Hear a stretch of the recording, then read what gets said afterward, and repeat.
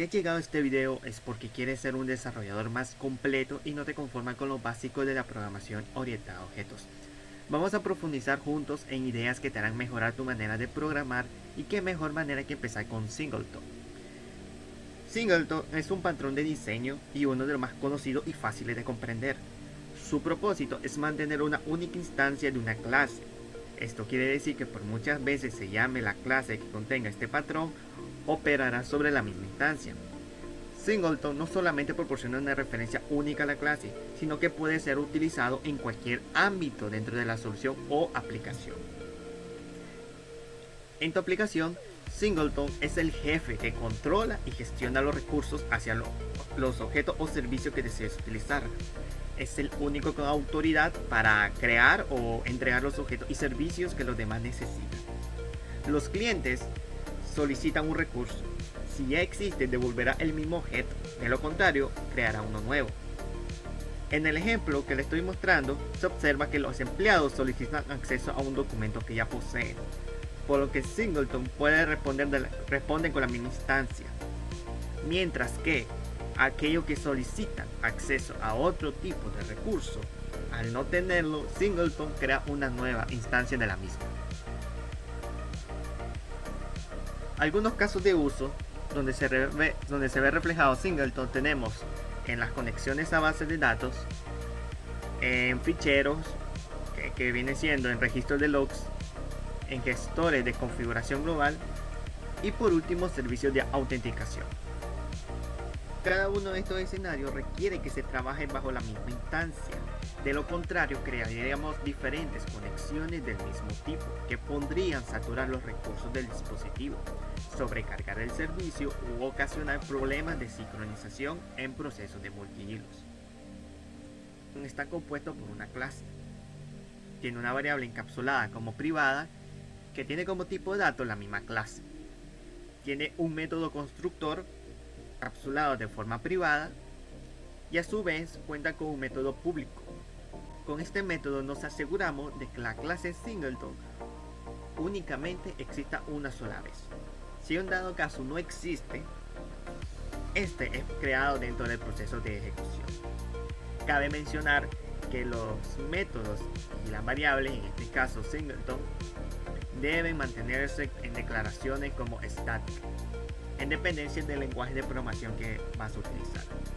Siguiendo con la idea del patrón de diseño Singleton, así es como se observa a través del código. Creamos una clase que será el Singleton. Tenemos el atributo privado y el tipo de datos va a ser igual al de la clase. Tenemos un constructor privado y finalmente tenemos el método público, que de igual forma va a ser estático. Como se puede observar dentro del código hay un condicional. Si la variable Singleton es nulo, entonces creamos la instancia. En el archivo program se puede observar que se mandó a llamar tres tipos de variables. Sin embargo, utiliza lo que viene siendo el método estático getInstance. Este ciclo for tiene una nueva variable y de la misma manera se manda a llamar otra vez el método getInstance. Esto con el objetivo de validar y verificar que estamos llamando la misma instancia y no estamos creando nuevos objetos. Para validar que el patrón de diseño funciona correctamente, utilizamos un aplicativo externo, que en este caso nos muestra cuánta memoria RAM se está consumiendo, cuánta memoria tenemos disponible y cuánta memoria total tiene el dispositivo. Entonces ejecutamos el proyecto.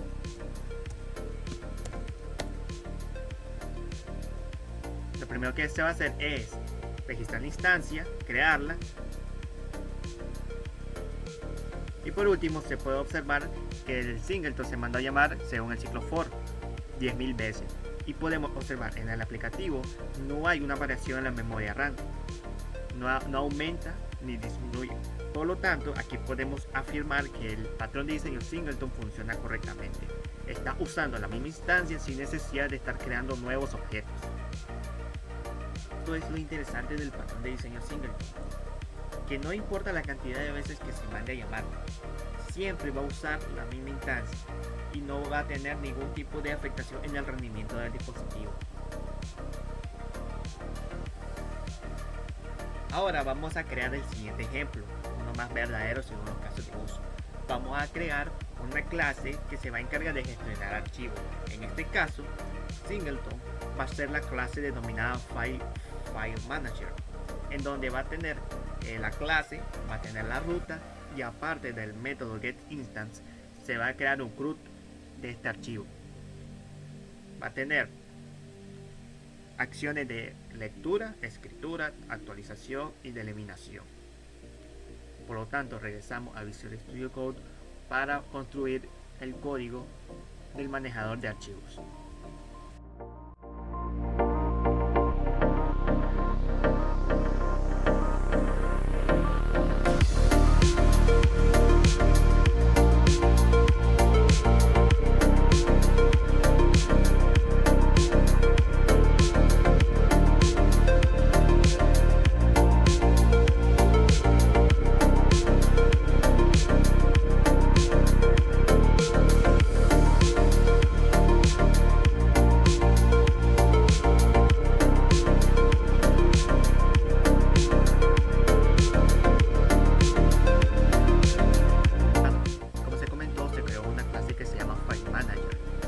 Manager actuará como Singleton. Tenemos el archivo getInstance, que en este caso va a regresar el mismo tipo de datos de la clase, con la diferencia que dentro de este método estático también pasamos la ruta o el nombre del archivo y regresamos a la clase. Tenemos lo que viene siendo el método de escritura a través del objeto de StringWriter y StringReader. Tenemos también el método de escritura, el método de lectura, el método de delete, el método de borrado y el método de actualización. Dentro del archivo program estamos simulando que este fichero se va a operar como una especie de log.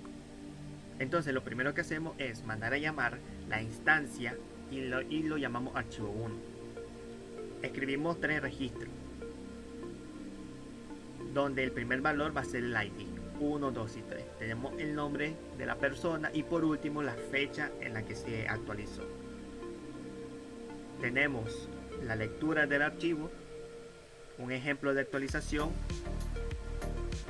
Solicitamos a la clase que actualice el registro número 2 y le vamos a cambiar el nombre y también la fecha.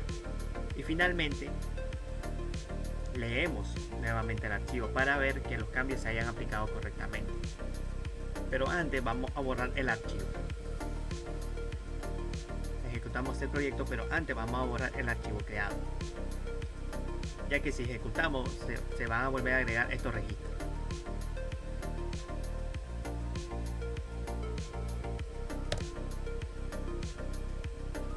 Podemos observar que el programa funciona. Hace el registro de José, María y Jason. Mandamos a llamar el método de lectura para que se muestre en consola. Hacemos una actualización en el segundo registro. En vez de María Pereira se va a llamar ahora María Perales y se puede ver la fecha, cada uno de actualización y finalmente se muestra en consola. Si se fijan en el código, si observan el código, comenté el método delete, ya que básicamente este método delete borra completamente el archivo. ¿Qué pasaría si volvemos a ejecutar? Si ejecutamos nuevamente este proyecto, va a hacer el registro de los 3 archivos, va a hacer la actualización, con la diferencia que el archivo 1 va a desaparecer, ya que lo estamos mandando a borrar.